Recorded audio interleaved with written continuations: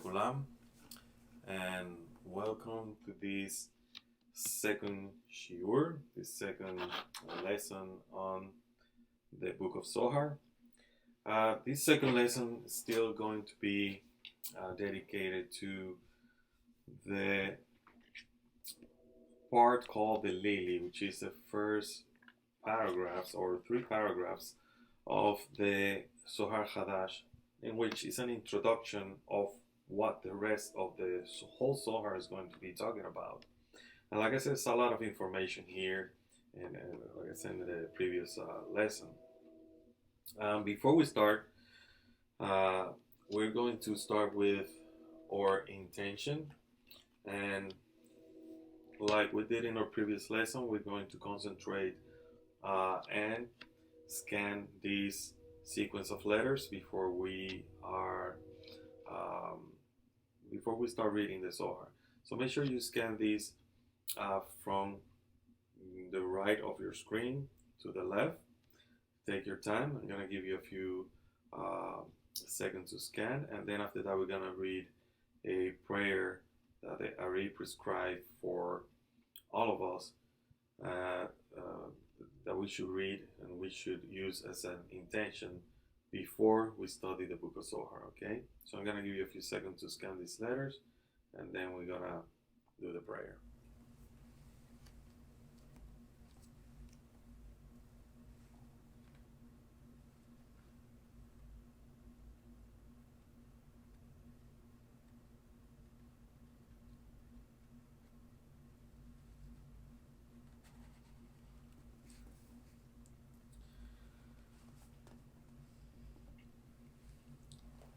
So a prayer from the Ari to be recited before the study of the Zohar.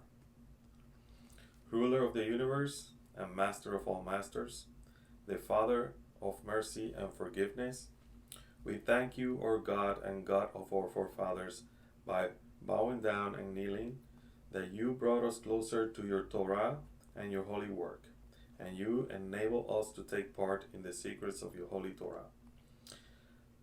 How worthy are we that you grant us with such a big favor, which is the reason we plead before you that you will forgive and acquit all our sins, and that they should not bring separation between you and us. And may it be your will before you, our God and the God of our forefathers, that you will awaken and prepare our hearts to love and revere you, and may you listen to our utterances and open our closed hearts to the hidden studies of your Torah. And may our study be pleasant before your place of honor as the aroma of sweet incense. And may you emanate to us light from the source of our soul to all of our being. And may the sparks of your holy servants, through which you reveal your wisdom to the world, shine. May their merit and the merit of the forefathers and the merit of their Torah and holiness support us, so we shall not stumble through our study, and by their merit enlighten our eyes in our learning, as it is stated by King David, the sweet singer of Israel. Open my eyes so that I will see wonders from your Torah. For the Lord gives wisdom. From his mouth comes knowledge and understanding. May the utterances of my mouth and the thoughts of my heart find favor before you, God, my strength and my Redeemer.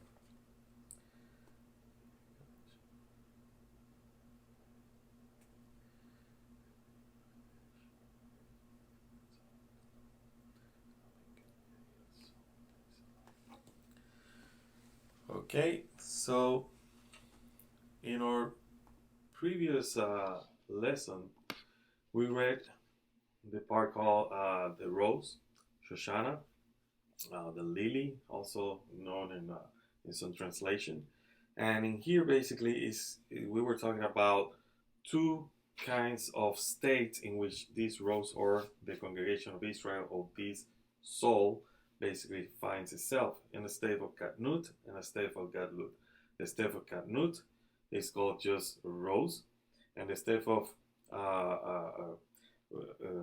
Gadlut is a rose that has received, all the lights and its fullness. And we have explained that a rose that is in among the thorns is basically when the 9 lower sephiroth all basically below the word of Atzilut, and they are basically in the place of the Qliphot. So the Qliphot feed from the light that we have on these vessels of bestowal. Okay? And if you have studied with us, the book of Bereshit through a book that I wrote, and I have, the lessons, it's called Intermediate Lessons, and I use that book, which is called The Openings, The Gates of Creation. You're going to see that this is basically also, when he's talking here about the lily, I don't mention specifically this version, but when he's talking about the beginning of creation, he's talking about the creation of Adam HaRishon. And before the creation of Adam HaRishon, there are 6 days that are basically mentioned. And these 6 days have to do with the Yeasod of Zeir Anpin and Nukvah. Basically, these 6 days of creation is the word of, or are basically in the word of Atzilut, which is the word of correction. Why it is called the word of correction? Because it's correcting itself from something called the Shevirat HaKalim, which is a breaking of the vessel. And in here, what we're going to see is that we're going to find that the rose is going to be in a state of Katnut, as we see here, which is Keter, Abba, Beima, and Son are above the Parsa. Then when in the state of Katnut means, that you're going to have Keter, Abba, Beima, and then the lower sephiroth, that are below the Parsa, are going to receive that light. And we mentioned that those sephiroth are called Ahab, which is the 3 letters for Oz and Hot and Pe, which are the 7 lower of Bina and Zeir Anpin and Malchut. So 7 plus 2 are 9, right? So this is a 9. And then you're going to have Gar, Hochmah, and Keter. 9 plus 3, those are 12. And then, with light and other parsuf that we are not going to be paying much attention yet. I think, we're going to see that there are 13 basically levels of how the light manifests in this system. And we also saw that these levels of Arin, Anpin, Abba, and Ima are the vessels of bestowal, and Zeir Anpin and Nukvah are vessels of reception. And these vessels of reception, they basically also have, heads, right? They have also a Keter, a Hochmah, and a Bina within themselves. And what they do is they themselves, Zeir Anpin doesn't use its own Zeir Anpin and Nukvah, and Nukvah doesn't use its Zeir Anpin and Nukvah. They're just using their vessels of Pistor, the Gargarta and 9. Okay, and then eventually, when they use the Hab, is because there is a correction. There's a calculation basically done in which there's something called raising the cup of salvation, which is a prayer, which is a request of the lower vessels to correct the whole system, to receive that light in a proper way. Okay, and this light is going to be done by rigid lips. Rigid lips mean 5 parsufim. So we got 5 parsufim, which are going to be Keter, Abba, Ima, Zeir Anpin, and Nukvah. And they're basically ruled by this restriction, which is the light of, I would say restriction, a judgment, in order to understand it better, in which the light restricts itself, meaning the light will not go into the vessel as Ohr Pinimi. It will be reflected out as Ohr Hoser, which is reflected light. That reflected light is a light of judgment, a light of restriction. The light or Yashar that goes into the vessel, that's a light of mercy. Or the direct light of Creator, the light of Torah, the light of correction. What happened here is the following. Is that in order for the vessel to receive the light as Ohr Pinimi, it needs to do certain calculations. And that's why you have the Parsuf or creates or has, or the whole system has something called a Rosh and a Guf, a head and a body. And the body has a toch and a sof, has basically a chest and a navel and an end, a leg, right? And there's something called a tabur, which is like we would say, like the waist, and the masach. The masach is basically like a lid on top of this vessel, and it has a peh, a little entrance or mouth through which that light is gonna go in, and it's a way in which we can understand it. So don't think, like I mentioned in a previous lesson, don't think that this is like a person, like the soul is basically exactly like we see a human body. We are using human body parts in order to explain spiritual aspects of our soul and of creation, so we can understand better the pattern of creation, this fractal reality that we're living in. Okay, what you need to understand is the following: is that in order for this light to go in, it needs to be involved or clothed into another light. And that's when we're gonna see that when there's a request, this couple salvation that is raised by basically 5 fingers, right? Couple salvation is raised by 5 fingers, and in some traditions, because we do it physically in Shabbat as well, we raise it, with 2 hands. We use, the hand of mercy and the hand of restriction. So we got 10. But when you raise it with 5 fingers, 5 fingers, 5 hands, 5 fingers, 5 fingers are the 5 parsufim. Okay, that's the symbolism of holding the cup with your 5 fingers when you're doing the blessing over the cup of wine. And it's basically to remind us of how the light comes to the vessel is through these 5 restrictions, right? And when we drink the cup, right, we should have in mind that what we're receiving, in this case, I say if it is wine, what we're receiving is the light of Hochmah.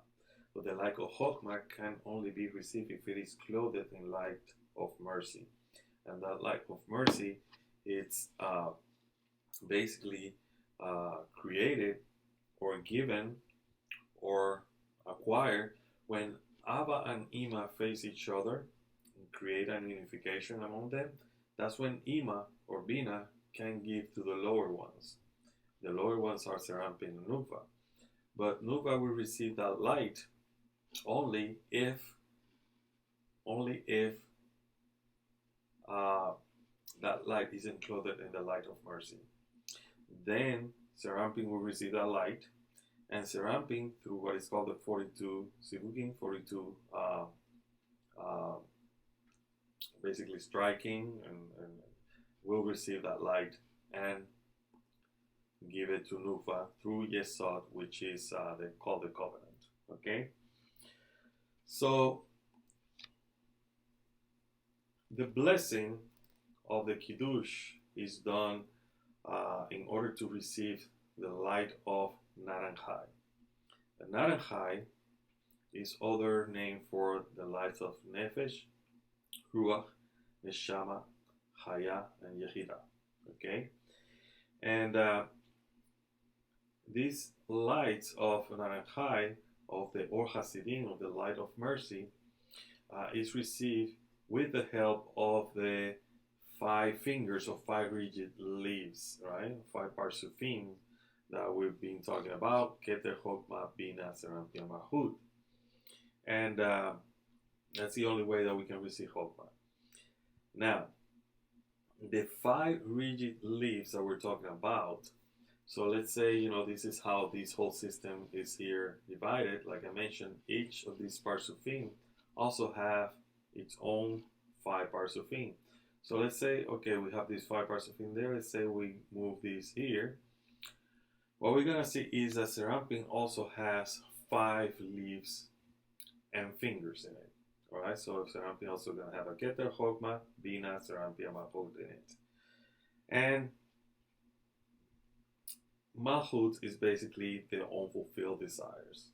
And these unfulfilled desires are going to be fulfilled by something called the seeds. And these seeds are basically the, let me go back here, the calculations that are happening over here in the area that we call Bina, that then are going to go to Zeir Anpin, and then through what is called Yeasod, the covenant, the Nukvah, or Malchut, will receive it, and the whole Parsuk will receive that light. So that's the state that is called Gadlut. That's the rose itself of the congregation of Israel with all its light in it, with all the naranjal inside it. Okay, and let's see.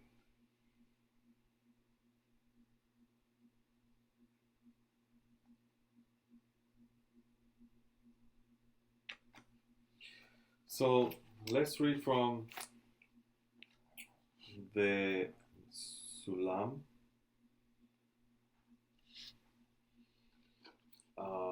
Specifically, we're going to be reading, let me see if I can find exactly, Seed of the Covenant.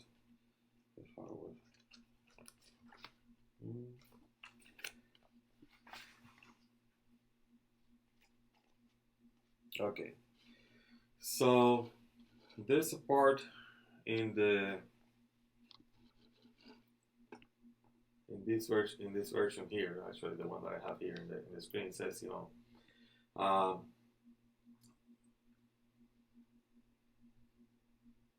this seed is the covenant, and just as the covenant is sown by 42 birthing or striking or sivugim from that same seed, so is the engraved and holy name sown by 42 letters that describe the words of creation. So what does this mean, right? The explanation is given by Baal HaSulam the following way. He says the name, 42 letters, is a simple Havaya, right? So let me see if I can get a blank. Okay, so you have the simple Yod He with Vav He, okay? Then he says with feelings, Havaya with feeling in which there are 42 letters. The seed is the token of the covenant, which are 5 Hasidim and 5 Geburot, extend from the name 42. He says this is what it was said, that as the form of the covenant, Yeasod the Nukvah, Yeasod the Malchut, was sown in 42 Sivugim, from the seed of the token of the covenant, they engraved an explicit name was sown with 42 letters in the act of creation, which mentioned before the 42 letters of, let me make sure this is a little bit bigger. I'm sure some of you cannot see that. Okay. So what we have is the following.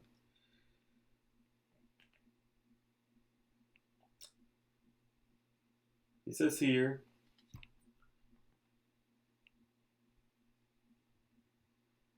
the rose mirrors a ladder, mirrors a sulam.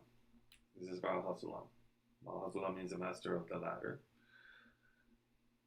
So it says the engraved and explicit name was sown with 42 letters of the act of creation. There are many numbers in the counting. There are many numbers in the counting of the sephiroth. The number 10, okay. So we got the number 10. Then we have the number 10 is Ohr Hochmah Bina Hagat, which is Chesed Geburat Tifaret, and Nehim, which is Netzachot Yeasod Malchut Kahaptum, right? And there's also the number 7. So we got 7, right? And 7 is basically Chesed Geburat Tifaret, Netzat Hot Yeasod of Malchut, which is Zeir Anpin Malchut. The number 6, which is called Vak, which is only number 6, which is Vak is actually Hagat Nehi, which is Chesed Geburat Tifaret, Nesah Hot and Yesod. No Malchut is included in it. And the number 5, which is 5 Hasidim or 5 Geburot, which is Hagat Na, which is Chesed Geburat Tifaret, Netzat and Hot, and there's no Yesod, right? So we got 5. Then it says the number 13, the 13 qualities of Rachamim, or Ohr Keter Yeshut and Bina, Chesed Geburat Tifaret, and the lower Chesed Geburat Tifaret, and Nesah Hot, Yesod, and Malchut. So these are 13, okay?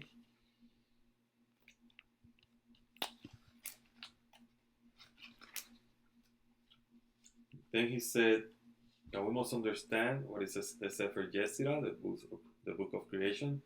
10 and not 9, 10 and not 11. Thus we must neither subtract nor add to the number 10. Instead, we must know that the 10 sephiroth, Kahaptun, or Keter Hochmah Bina, Netzachot Yesod Malchut, Keter Hochmah Bina, Chesed Geburat Tifaret, Netzat Hot Yesod Malchut, are essentially only 5. Keter Hochmah Bina, Tifaret Malchut. But the Sephirah Tifaret within it has basically 6 elements, or 6 sephiroth, okay? Which then can just, complete only one.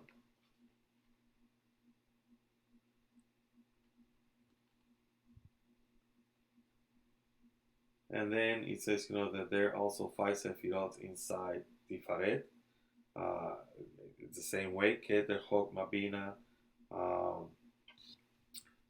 Tifaret Malchut, and this is something that I mentioned here, so you're gonna have here in Bina, you're gonna have 5 sephiroth. In Zeir Anpin, you're gonna have 5 sephiroth as well, and Nukvah 5 sephiroth. When I say 5 sephiroth, meaning 10 sephiroth, it just like it mentions here, this is gonna be basically the same Keter Hochmah Bina, Zeir Anpin, and Nukvah Malchut, okay?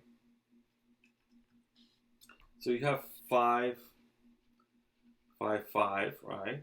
And these are basically like 30 sephiroth in those 3. And actually there's more, because for each sephiroth there's also a tree of life.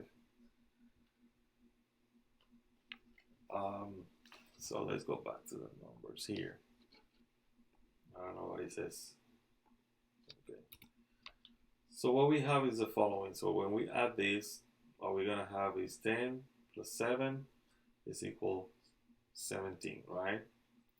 17 plus 6 is 23. 23 plus 5 is 28. 28 plus 8, 28 plus 13. What we're gonna see is that 28 plus 13 will give us 41, right? If I'm not correct, 10, 17, 6 that's 13,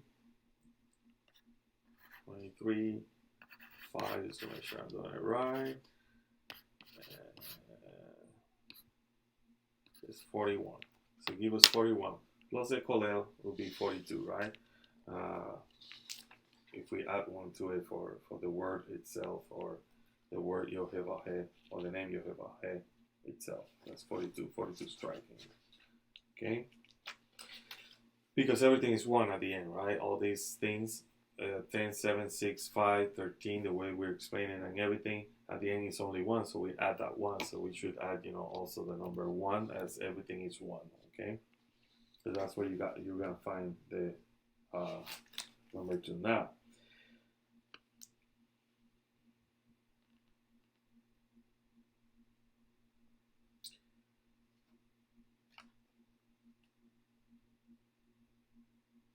So Baha'u'llah now says, let's talk about the number 13. He says that number first came out in the world of correction. The world of correction is the world of Atzilut. In the establishment of the Parsuf. This is so because in each Parsuf of Abiyah, that means Atzilut, Briah, Yetzirah, and Asiyah, there are only three Kalims, Bina, Zeir Anpin, and Malchut. And the Kalim Keter and Hochmah are missing, and the light of Keter and Hochmah clothed within the Kli of Bina. So this is what you're gonna see here: Bina, Zeir Anpin, and Nukvah. Whereas Keter and Hochmah, they're not there because they're enclosed in Bina in here. Okay, and it says.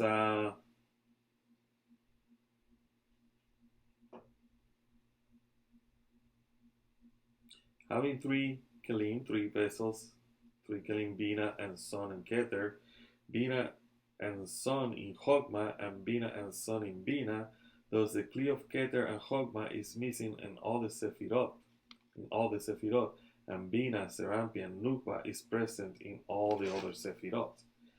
The three Kalims of Bina, Zeir Anpin, and Malchut divide into 10 sephiroth, since each of them comprise of 3 lines.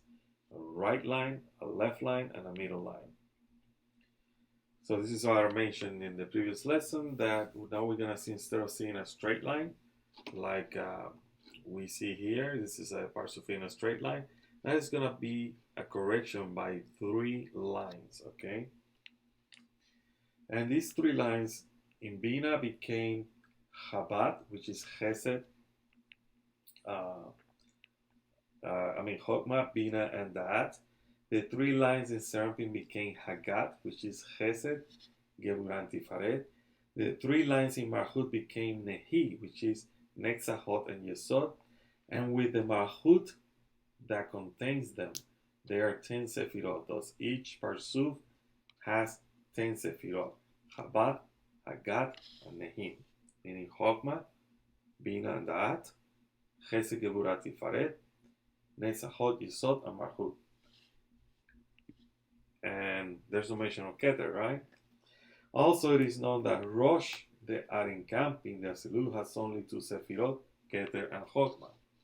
So, Arinkampin here has the Rosh, or has 2 sephiroth, basically. Arinkampin, the Atzilut, has only 2 sephiroth, Keter and Hochmah, which are called Keter and Hochmah Stima, or Mocha Stima, whose Bina went out of Rosh, the Arinkampin, and became the body, or Vak, lacking the Mochin, the Rosh. This is meaning of Abba taking Ima outside. So that's why later you're going to see, that we have Avi and there's Ima here, right? Ima right here. And like I said, this is information here that probably you don't understand. You're like, I don't know what he's talking about. This is, it's not about understanding it, like I mentioned before. It's about listen to it and let the light of your soul connect to it, and have the intention that this information that you're receiving is not an information that you're going to be using in order to be a wise person or anything like that. It's information that you're gonna be using in order to connect to the light and to connect with the Creator and to other human beings. That's the whole point. In fact,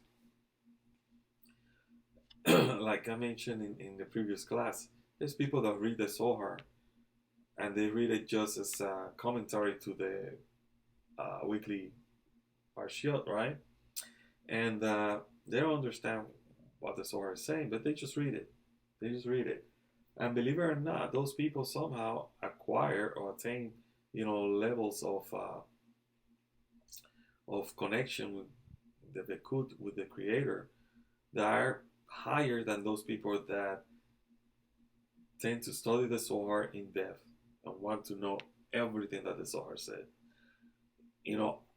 Me personally, there's some stuff, that when I read might be to myself sometimes confusing. especially when you read, parts of the Zohar like Sifra de Saint Newton and books like that are very full of a lot of cryptic language, right? And in here we're reading basically a translation of this cryptic language. And that's why we have to use a lot of these Hebrew and Aramaic, terms, because the only way that we can connect to something that it's basically foreign to our understanding. So when I say here, Ohr Yashar means direct light. But if for a person that knows Hebrew, Ohr Yashar is exactly direct light, right? So it's, believe it or not, they're in a disadvantage because a person that hears Ohr Yashar and is not a Hebrew speaking person, they have a concept of Ohr Yashar that is easier to understand because the sound of those words mean something, while the person that knows the Hebrew and you say Ohr Yashar, they automatically imagine this direct light. While Ohr Yashar for a person that doesn't know Hebrew might be a spiritual light, right? When you talk to a person that doesn't know Hebrew and you tell them, well, know that Galgalta, Enaim, and Nukvah, Enaim are vessels of bestowal. They're not thinking Galgalta, forehead, Enaim, eyes, Nukvah, Enaim, pupils, or anything like that. Or a Hebrew person is thinking about those things. A person that doesn't know Hebrew is in an advantage because they see foreign words that have no meaning, but now when they have the meaning of these words, what they see are spiritual things. And for those of us that understand, Hebrew, sometimes it's hard to have the mindset that not to see things like they're literally forehead, eyes, pupil, any pupil, ear, nose, or mouth, things like that. For a person who doesn't know Hebrew, it's easier for them to understand that, an eye is this level. For another person, they just see it like a face, right? Person that understands Hebrew. So sometimes it's, there's some advantages and disadvantages. But right now, the advantage that most of you will have is not understanding anything.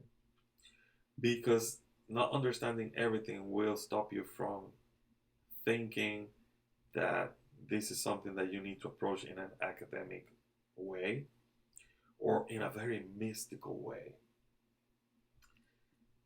That's another mistake we make. We read the Zohar and we think that this is all mystical, that this is something, I see a lot of the secrets of the Zohar.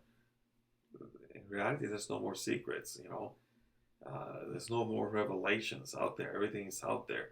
It's just that now we are able to reveal it like it is supposed to be. So we're not revealing any new secrets or anything like that. We're just understanding it better, okay? And that's what you need to do. You need to understand it better, but not with your intellect, but with your inner self. Let your inner self connect to this information, okay?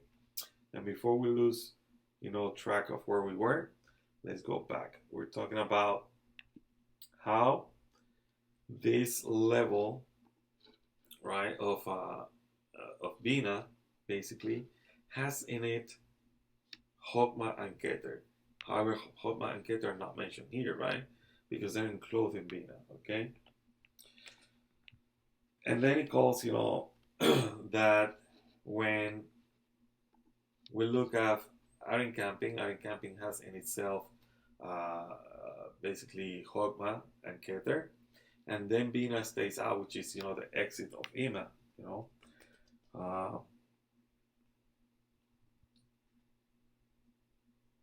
Then he talks about. Let me go back to this one here. So you're gonna have Gar the Bina, right? And Bina is divided into Gar and Sat, as we see here. And this is so because there's a flaw in the lack of brain of the Rosh, Mochin the Rosh. And does not blemish the Gar, which is the Gimel Rishonot, which is the top part of Bina. And since she's only light of Hasidim in her essence, in the 10 sephiroth of the Ohr Yashar, the direct light, and there is no difference in that light when it is in the Rosh or in the Guf for it always illuminates equally. For this reason, the exit of Bina outside the head of the Rosh does not diminish her from the three first one, or Gimer Rishono, or God, and from Mochin the Rosh. Therefore, God the Bina, Gimer Rishono, the first three, were separated to be their own and became the Parsufim of what is called the Oper Ava Ve'ima, which are considered basically the three higher ones, and they stand from the Pe, they are in camping, and below. Okay, so from the Pe, they are in camping, and below, you're gonna have the Oper Ava Ve'ima. Then we're gonna have the external Ima, right? Then the exit of Bina from this rush of camping created two behinot, two levers in hell, which are Gad and Sad, right? As a result, these three sephiroths were added to this parsuf, because now the three lines in the Gad Rishonot, the first three of Bina, or Gad de Bina, were considered as Chabad, meaning Chesed, Bina, and Da'at. The three lines in Sat, meaning the Zain Tachtanot, the lower seven, the Bina, were considered Oper Hagat, Oper Chesed, Geburah, and Tifaret. The three lines in Zeir Anpin were considered as Hagat, which is Chesed, Geburah, and Tifaret, and the three lines in Malchut as Nehi, right, which is Nesa, Hod, Yeasod. And along with the Malchut, which includes them, there are 13 sephiroth. Thus, the exit of Bina from the Rosh causes the number 13, or causes 13 sephiroth in the Parsuf, since double Hagat were made in the Parsuf, right? Double Chesed, Geburah, and Tifaret were made there. And that's what the 13 petals actually it's all about in this part of the Zohar.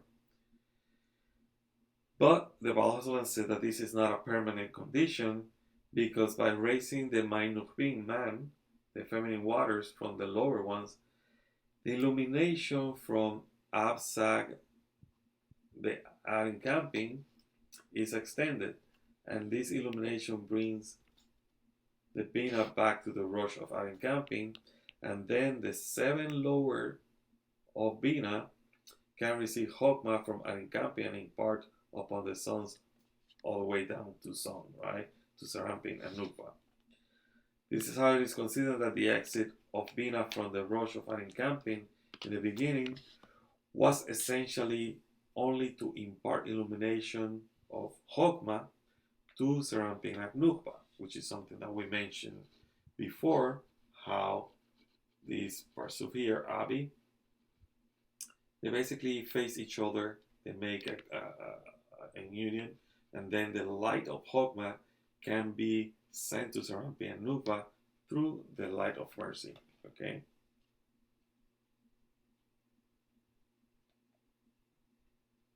So this is why the Baal HaSulam is explaining that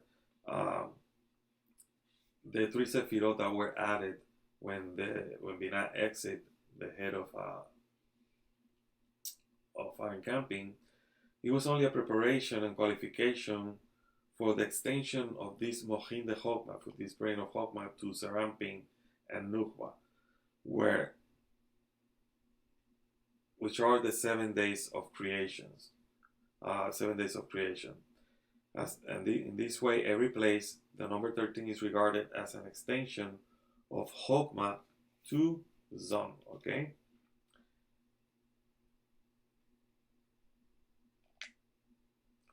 So this explains the discernment of 5 sephiroth and 13 sephiroth.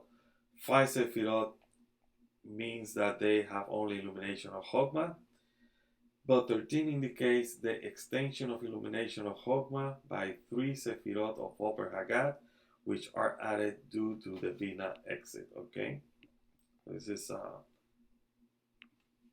how the light came down to Zeir Anpin. Now, this is the part where we're going to talk about the 42 sivugim, 42 matings. It says, and just as the covenant is sown by 42 matings or sivugim from that same seed, so the engraved and holy name is sown by 42 letters that describe the work of creation. That's when the Zohar, the rose, that's at the end. By 42 letters describe the work of creation. Okay? So,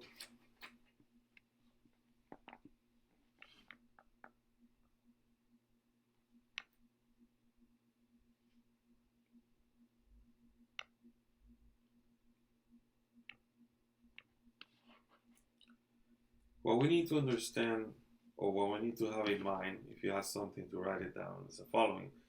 There are 22 letters in the Hebrew alphabet and 10 atiyot, meaning 10 ways to write the vowels, right?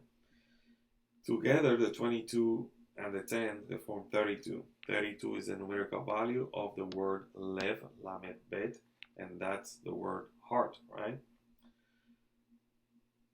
32 plus 10, right? 32 plus 10 sephiroth equals 42. Also, let me see if I can.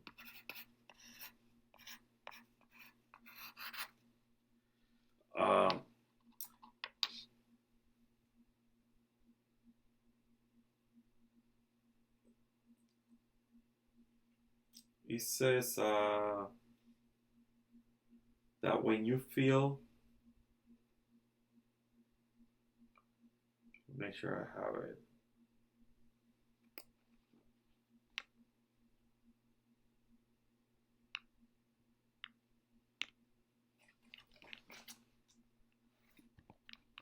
"42 and 42 sivugim are due to Bina's exit." All right. As we mentioned before, Bina is divided into Gar and Sat. Gar is the Gimel Rishonim, Sat is the Zayin Tachtanon, 3 upper ones and 7 lower ones. Okay. And the first 3, the Gar, is established as a parsuf, the upper parsuf called Abi. And their clothing are amping from its bed through the Chesed, which is, like the Chesed, and Amping, remember, is Keter, right? So that's basically Kara de Bina. It's part of this Galgalta Enaim.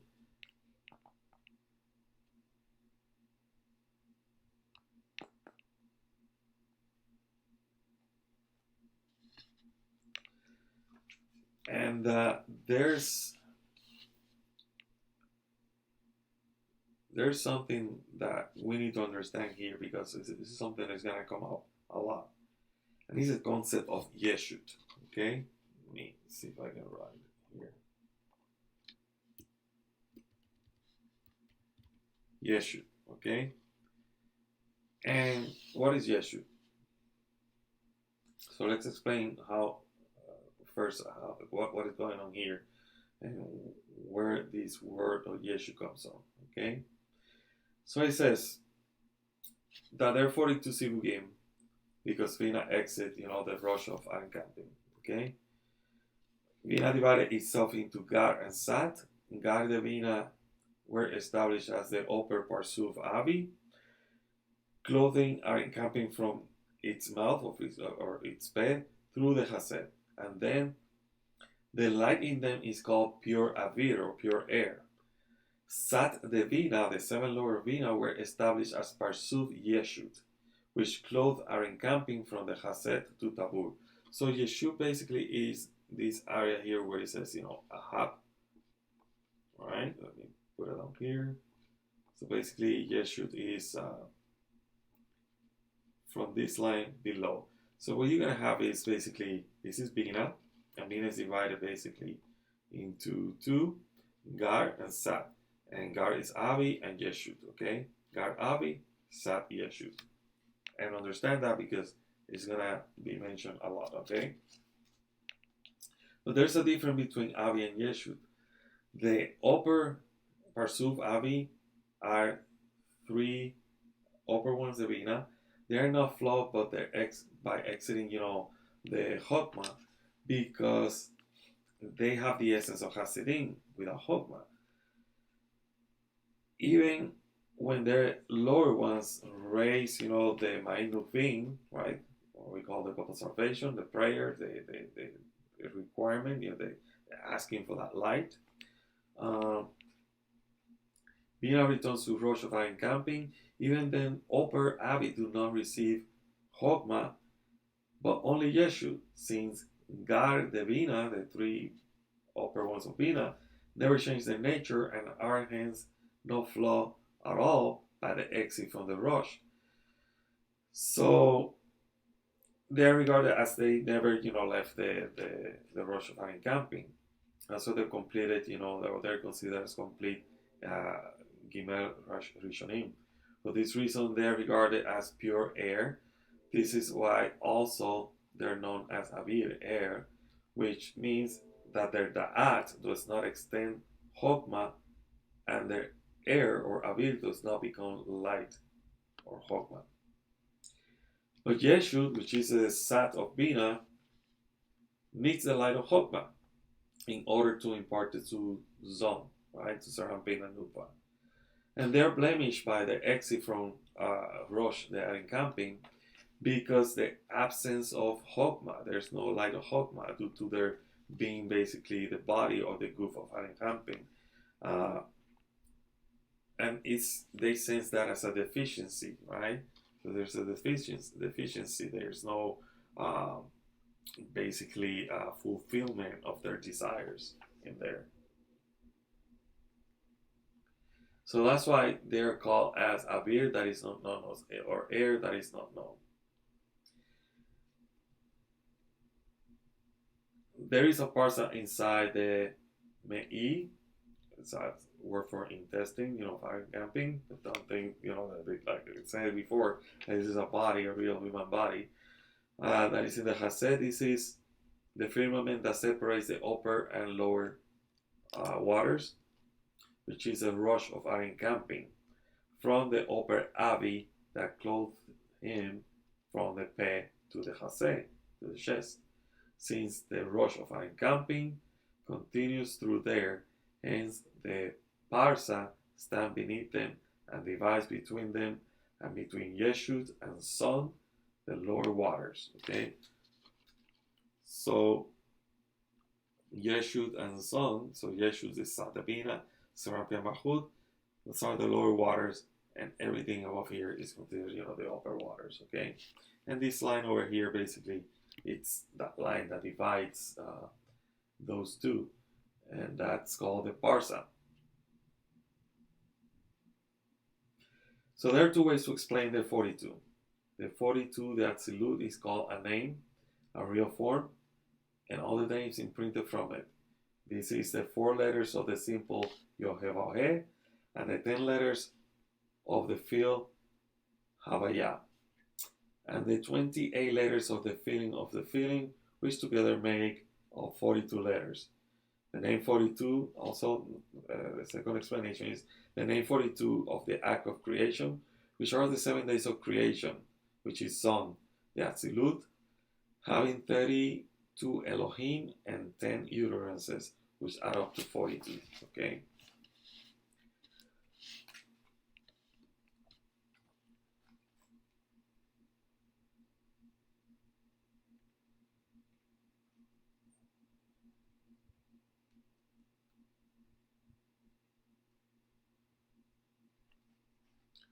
So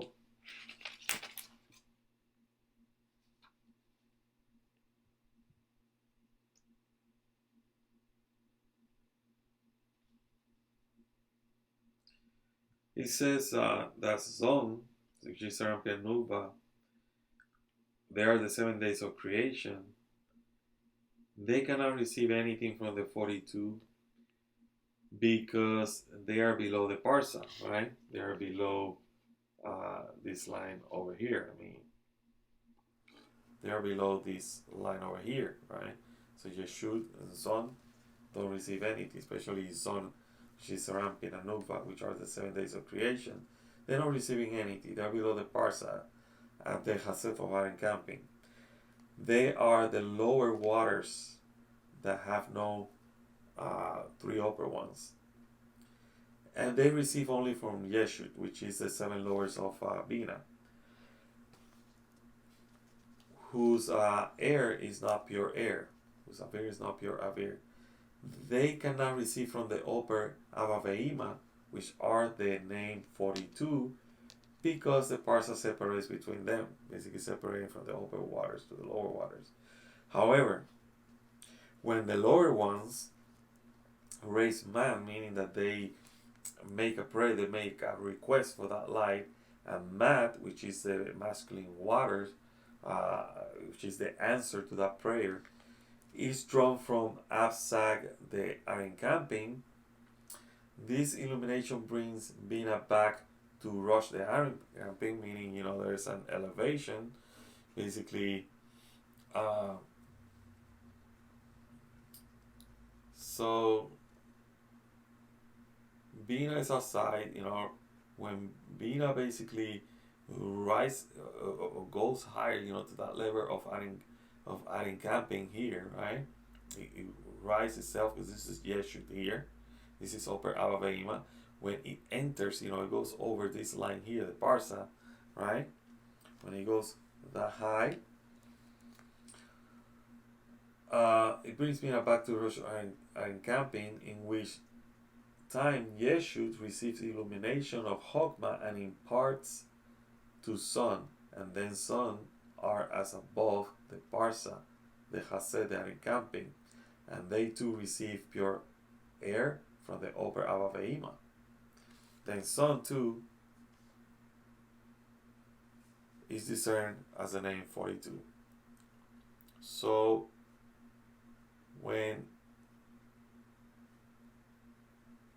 basically Yeshut or Avaveima receive the light, and Yeshut receive the light in order to impart to the lower ones, to Zeir Anpin and Nukvah, this is when basically the 42 name that is up here, it's also receiving here. Basically the 42 striking.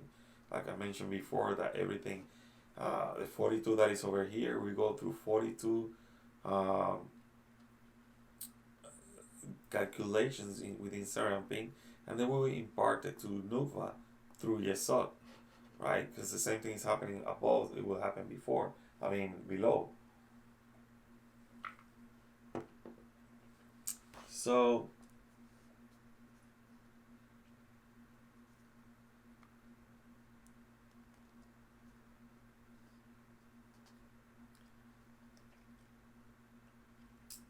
and as the form of the covenant, it says Rabba Hasulam, was sown in 42 Sivugim from the seed of Yeasod the encamping, right? So the Yeasod of encamping. The engraved and explicit name was sown to 42 letters of the act of creation. This is because the 5 lights of the word "let there be light," written in 5 letters in Hebrew, are 5 Hasidim, where Yeasod the Zeir Anpin imparts upon the Nukvah, and they are called seed.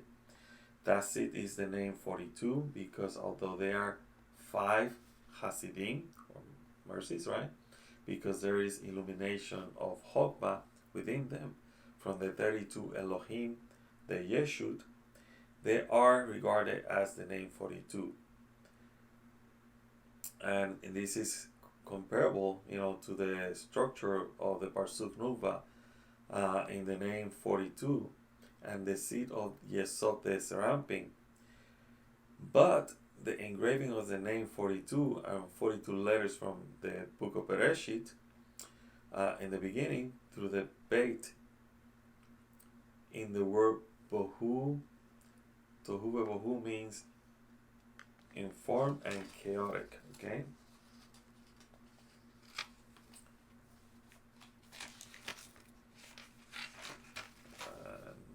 Let's see what else we have here. So now in the next shiurim, we're gonna be talking about flowerbeds. So now, that we have finished with the lily, we're gonna see uh, how this system here, the system of basically Bina, divided into God and Sat, basically how Ohr Anpin, Hochmah, who are basically inside this Bina, we start imparting through Bina to the lower seven of Bina, where through this, I would say, the At, or the sephiroth, pseudo sephiroth Da'at, then Zeir Anpin and Malchut are going to receive. And Zeir Anpin and Malchut are the 7 days of creation. So what we're going to see is now how this light from Ohr Anpin to Abba, through the light of mercy or Hasidim, that when Abba and Ima join forces or join together, they enclose the light of Hochmah into Ohr Hasidim. Then Ohr Hasidim basically is then passed to Zeir Anpin and Malchut, which are the 7 days of creation. Now what we're gonna see is that in the next section, which is called the Flowerbeds, we're gonna see that it's gonna say in the beginning, Rabbi Shimon quoted the verse, the flowerbuds appear on earth. The flowerbuds refer to the act of creation. Okay, appears on the earth. When we're gonna be talking about the third day, Tifaret, and that kind of stuff, and it's gonna be then more kind of like more technical, but less confusing, because there's not. Once you get these two shiurim, the first two, like, okay, this is what's happening here, Ohr Anpin, Ima divided into two, and one basically one part of Ima didn't get damaged by exiting the Rosh of Ohr Anpin, and the other one, it's not that it was damaged, but it's it's just less less altruistic in its way.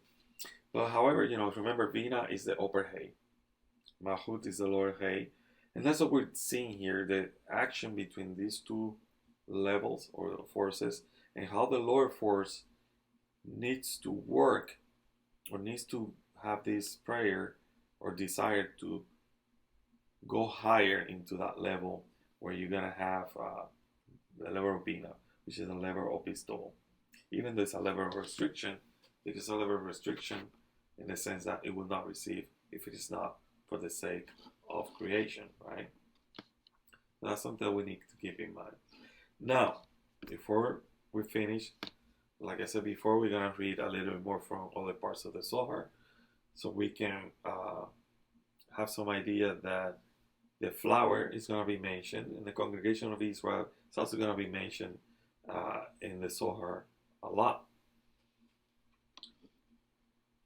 And this is what it says here. This is from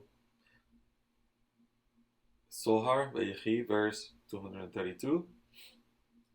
This is basically from the Sulam commentary. This is Rabbi Shimon opened the discussion saying, I am the rose of Sharon, the rose of the valleys. How fond is the Holy One, blessed be He, of the congregation of Israel. He always prays it, and she always prays the Holy One. Blessed be He. As said in Shir Hashirim, how many poets and singers it summons before the Holy One, blesses He. Happy is the portion of Israel, who cleaves to the lot of the holy portion. As it says, for Hashem portion is His people.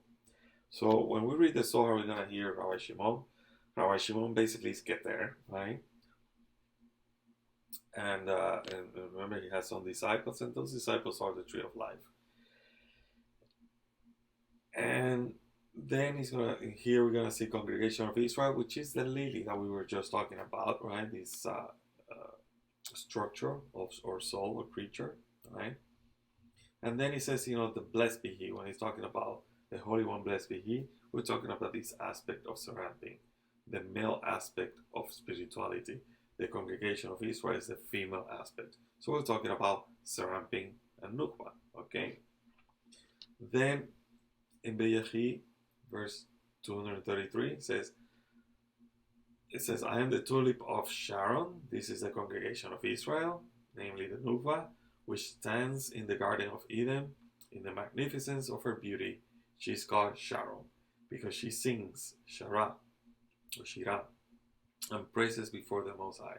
So this is an aspect in which you're going to see the Rose of Sharon, which is the congregation of Israel, where stands in the Garden of Eden, meaning that she is basically in the level of the world of Hasilut, which is the Garden of Eden, right?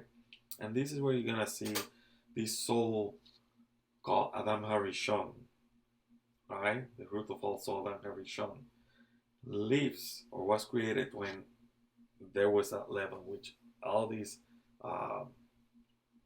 levels of spirituality, of these worlds of Briah Yetzirah, were inside the world of Atzilut. And Arinkampin, Avi, Ima, Zeir Anpin, and Nukvah, the Arab of Briah, they were also in higher levels. This is the three elevations, or three ascensions of the world before Shabbat. But what happened was, Adam sinned, right, before Shabbat, and all the system went down. So we have then Briah Yetzirah and Asiyah fell to the Mador Klipot, which is the place of the Klipot, right?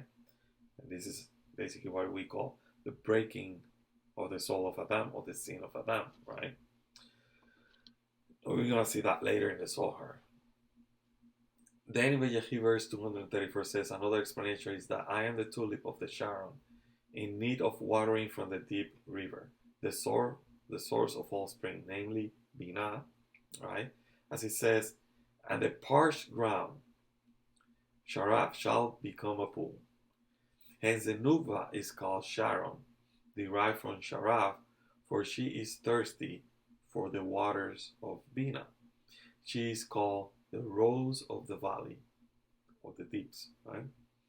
Since she is to be found very deep. The deeps are those in the verse, out of the depth I have cried to you, O Hashem. Remember about the prayer? The calling, raising the feminine waters, asking for that light. And that has to be applied to us. Because we're talking here of a congregation of Israel, but it's happening to us personally. We gotta have that yearning, that prayer for the Creator to give us that light, right? So the tulip of the Sharon comes from the place where the waters of the spring come and never stop flowing. The rose of the valley is from the place called the depth of all, closed on all sides. The depth of all, basically when you call from this depth, is basically what we just mentioned, when everything falls down and is in the Mador Klipot, you ask for that light of correction. You ask for that elevation of your soul. And that is by, in this case, those of us, by studying Kabbalah. You're doing that correction. You're doing that raising of man, raising of the mind of being. This is how you do your prayer. It's not only the prayers that we do in Shabbat, holidays, or 3 days, or 3 times a day, right? It's also the prayer of a heart, the prayer of our own soul, right? So this yearning to connect with the Creator is also, known as the real prayer. It's a real prayer that comes from the depth of our soul, and also from the depth of this dark state that we are in this moment, right? Then Aharemot, verse 324 from the Suhan commentary, says, the secret of the matter it is written, the word of King Lemuel, the prophecy, that his mother taught him. His mother is Bathsheba, namely the secret of Malchut called Bathsheba, which means, daughter of 7. We have learned that it is written, the Proverbs of Solomon, a wise son makes a glad father, but a foolish son is a grief to his mother. And surely he is the grief of his mother. See what is written, a wise son makes a glad father, meaning so long as the son walks in a straight path and he is wise, he makes a glad father. This refers to the Holy King above, meaning Zeir Anpin. As it is written, makes a glad father, without specifying which points to the Father above, and if this son is on a stumbling manner, it is written, but a foolish son is the grief of his mother. For sure, it is the grief of his mother, referring to the congregation of Israel, denoting Malchut. The secret of the matter is the words, and for your transgression was your mother put away, who is Malchut.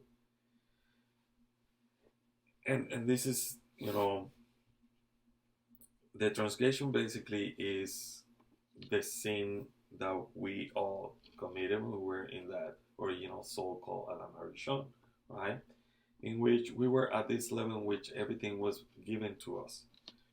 But then we started using our desires to receive in the wrong way, or I should say, before we were supposed to. Because we were supposed to eat from the tree of life before we were to eat from the tree of the knowledge. And that was basically the mistake. We ate from the tree of knowledge before eating from the tree of life. Now we want to go back to Eden, meaning we want to ascend back to this level of Asilut.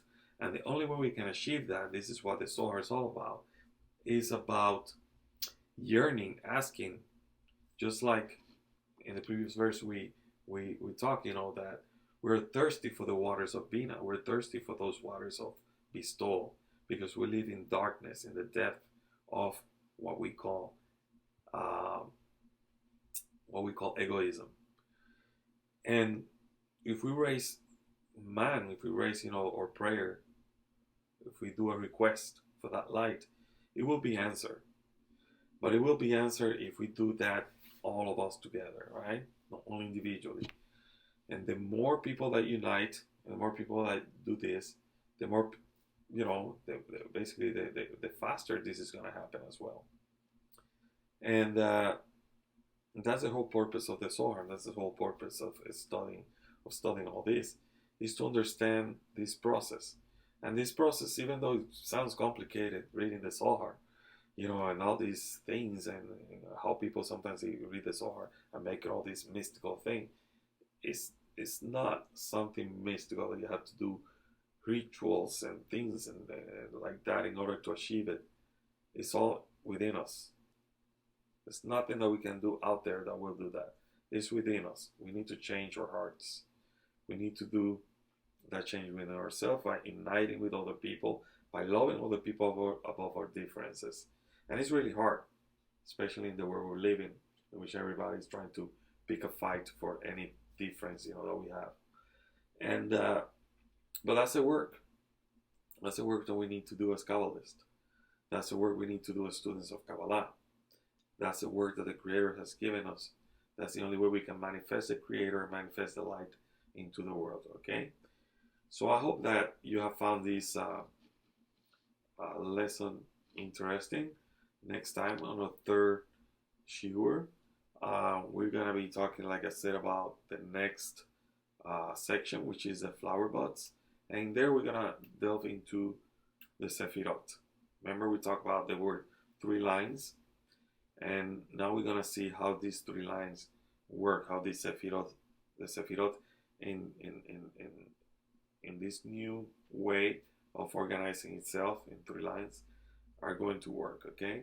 And we're going to see how the creation, or the book of Bereshit, the book of creation, now takes a different meaning, takes a different light as we study this, and how this is actually talking about us as well, and our spiritual root, Adam Harishon, who is the first Adam who was in the world of Atzilut, or the Garden of Eden, okay? So we thank the Creator for this time together, and for learning together. I hope you are in the next shiur, and I'll see you then. Shalom and lehitraot.